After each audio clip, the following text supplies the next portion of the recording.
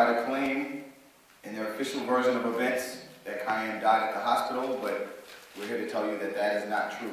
Kyam died at 120 Skimmerhorn Street in Central Booking. That is a fact that NYPD has tried to cover up. It's part of their series of lies that they've tried to use to cover this case up. But the reality is, this community of Flatbush in particular is not only a tight community, but has experienced this kind of violence very recently. In the last few years, we've had a couple of other high-profile, senseless murders. Kimani Gray, Chantel Davis, and all those other folks who've been abused by police are evidence of the fact that police in this neighborhood are acting in an overly aggressive way. And, custodially arresting folks who don't need to be arrested. If they would have used their proper judgment, the responding officers, this would not even be a situation that we're discussing, because Kyam did not need to go to jail that night. So the problems are myriad. I mean, we all know that police, when they get us, people of color, whoever they deem as less in their jail, in their system, a lot of times the results are not good. A lot of times people end up being abused, threatened, and in this case, a life was lost. I want to just take a moment for us to really close our eyes and just have a moment of silence, just to welcome Kyam's spirit and presence into this room before we get started in talking about the struggle, because that's what we're here to focus on, is getting justice for Kyam. So if possible, if everybody could just close their eyes for a few seconds, and we'll have a moment of silence.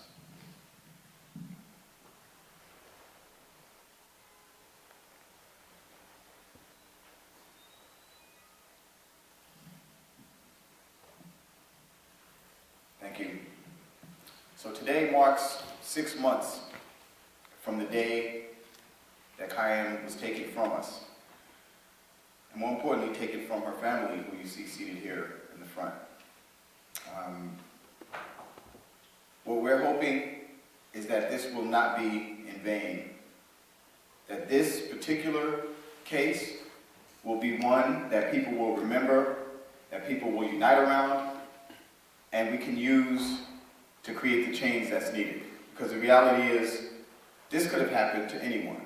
This could have happened to me. This could have happened to any one of us who've been arrested. And when you are arrested, you're not a criminal.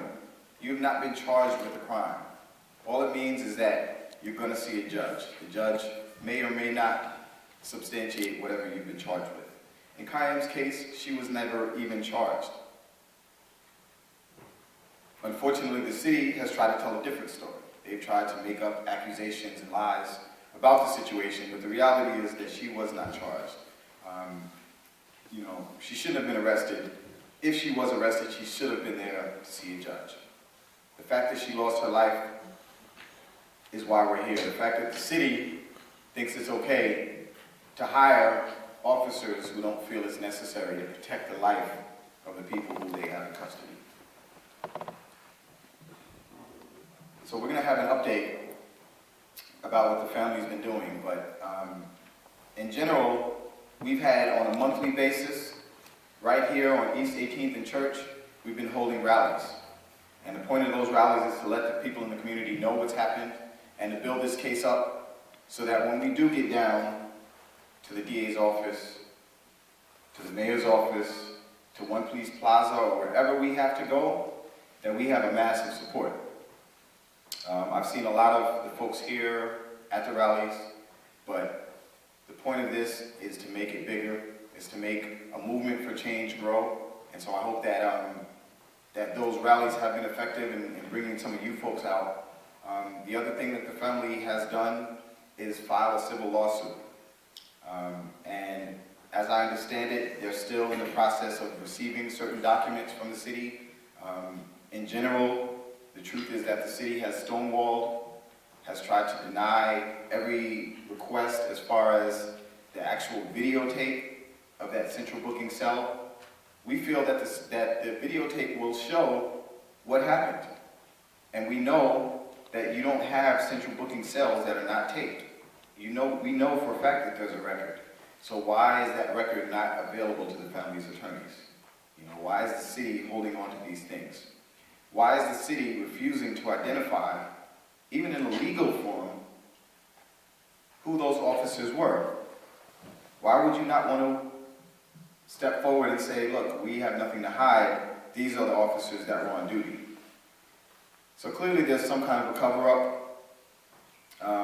The attorneys are not here to give a full update, I believe, but again, they have received certain documents, but they have not received the most critical items which we've been requesting, and that is the names of the officers and the tapes. And so when we march in the street, you're going to hear us chanting that we want the names and we want the tapes, because we feel that that will give us evidence as to what actually happened. We can't allow the city to just tell its version of events, because we've seen in the past what happens when the city is allowed to do that. So the lawsuit is going forward, and we will have more of an update, I guess, as the attorneys are able to respond to some of the more recent things that have been sent across. But I'm sure most folks are aware that this struggle does not only take place in the courtrooms. We obviously want the courts to address what happened to Kyam, but we also need to create that change by being active, by being on the streets. And so that's what we're focusing on here tonight, is how can we get Kyam into the forefront of this movement? How can we make sure that that name is the one that pushes the change that's needed in central booking? So I just wanted to open up by giving you that synopsis, and I also want to thank you for waiting. Obviously, we started a little bit late. I want to bring the family up so that they can speak to you, tell you what they've been going through. And, as you hear these words from Anita, who's going to speak first, just realize that this is very, very new. This is something that's very fresh in the minds of all of us, this family in particular. And it's something that every day is something that hits you in the face. And so let's all try to extend our support and love. Anita?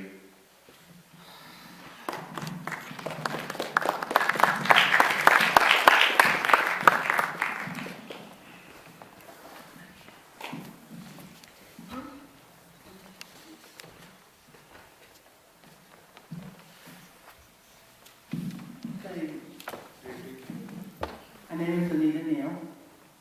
Kyam Livingston was my daughter. She was killed at 120 Skimon. First, I would like to light these candles. Can you hold on?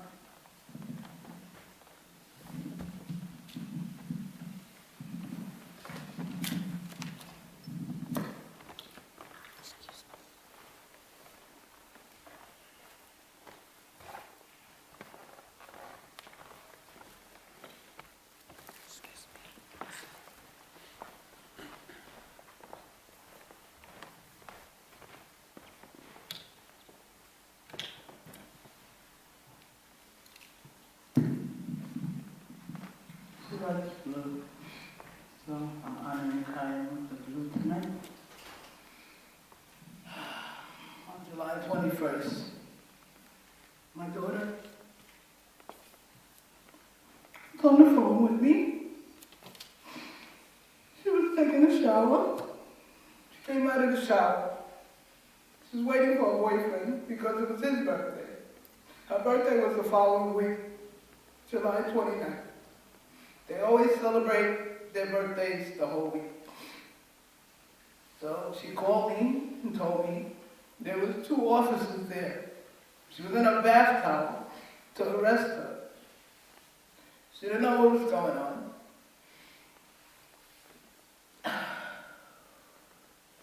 By the time next time I spoke to my daughter, she was at the 7-0 precinct. And that happened like 6 hours between. I called back to the precinct and find out, well, why was the delay. They told me they had a delay. I didn't know they took her to Kings County Hospital first. Then they took her back to 7-0 precinct. Then they took her downtown to Central Booking. So it was like 24 hours, 20 hours, and she stayed waiting and waiting to see a judge. She called me back, and she said, I'm not going to see the judge today. It was Saturday. It was Saturday. And then the next time I heard from her was 1:17 in the morning. She said she wasn't going to see the judge. So this was Saturday night into Sunday. The next time I heard from my daughter, the police was knocking on my door, telling me my daughter had a seizure and she was dead. They made me go through a whole lot of changes. They wouldn't let me see my daughter in the hospital dead, and she was dead. I had to run from the hospital back and forth from the hospital to 120 Skimmerhorn with my daughter. We ran back and forth. We asked them, can we see the body if she's here? And they wouldn't let me see my own daughter. So I had to go back to 120 Skimmerhorn. They gave us some bologna. They took her upstairs, and I went into a courtroom on the first floor. And they were doing something, they're having different people being seen by the judge. And I said, somebody killed my daughter in here, and I want to see my daughter. I want to know who if my daughter is the one, because nobody showed me a picture. Usually when they come to your house, they have a picture of a person telling you if that's this your child. There was no picture. So, finally, there was an officer that came upstairs and had our picture there. And yes, I identified my daughter through a picture. And yes, that was Kyam. Then, I went back to Brooklyn Hospital. They claimed that I couldn't see my own daughter. When a person dies, you're supposed to have the decency to let the parents or somebody in the family see your own child. They won't let me see my daughter. I had to go upstairs, go through the hospital, up and down, everywhere, to see my own child. Finally, it took, I don't know, 3 hours. In order for them to get it together, they told me nobody works on the weekend, nobody's here, the morgue is closed, they need a key, they this, that, and back and forth, back and forth. I said, if my daughter's behind the door, I'm going to see my daughter. I don't need a key to see my daughter. I'm going to get through that door, and I'm going to see my daughter. So finally, the supervisor took upstairs, we went back downstairs, we went around and through. I finally got to see my daughter. It was her. She was in the morgue. But they wouldn't let me even touch my child. Talking about they investigating. It's an investigation. But then they're telling me she had a seizure. My daughter never had a seizure in her life.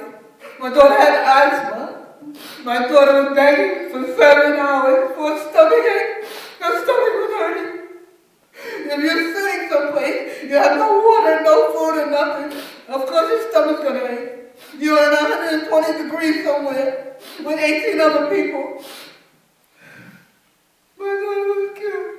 And 120's killed, and they're not giving me no answers. But yet, everybody that gets shot, cops shoot somebody, and everywhere else, you know the names right away. Oh, officer such and such, he was there, this one was there, the cops on the bike and everywhere else. But yet they can't tell me what officers were there to have the nerve to tell me. Or I don't have to say, oh, my grandson has seizures, let it ride, she'll be okay. Or just leave her alone. Oh, leave her alone, shut up, this, that. What kind of people you have working? You have all these new, the mayors, all the elected officials. They need to be known. This needs to be top priority. Because I'm not going to stop fighting for my child. Because they killed my daughter. And something has to be done so it won't happen to nobody else. Because I cannot sleep. I can't do anything, still something happens. I have to find and kill my child. And something has to be done so it won't happen to nobody else. Because this is not nice. My daughter worked. My daughter's good. I saw my daughter almost every day.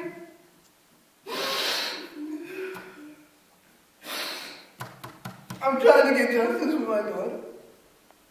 And I hope, and I pray every day that nothing happens to nobody else. But the whole thing about it, everybody, I believe, needs to be removed from central booking and cleaned out and retrained in order for stuff to get done properly. Because if this happened to her, and how many others has it happened to before? What's the undercover of everybody? Nobody wants to open their mouth. I'm opening my mouth now. And I'm going to continue to open my mouth until I get justice for my daughter. If I have to go down there every day, if I have to talk every day, everybody's going to hear me. Because this wasn't good. They killed my daughter, mine. Kyam.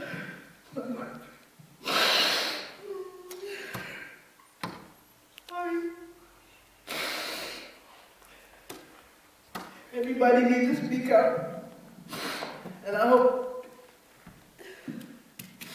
just hope, whoever you can get in touch with, any officials, and if everybody that voted and continue to vote, gotta see change.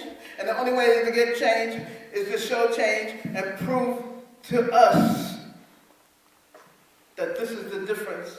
There's gonna be a difference. This is show and tell now. It's all about showing what you're going to do, not just opening your mouth and saying. Thank you.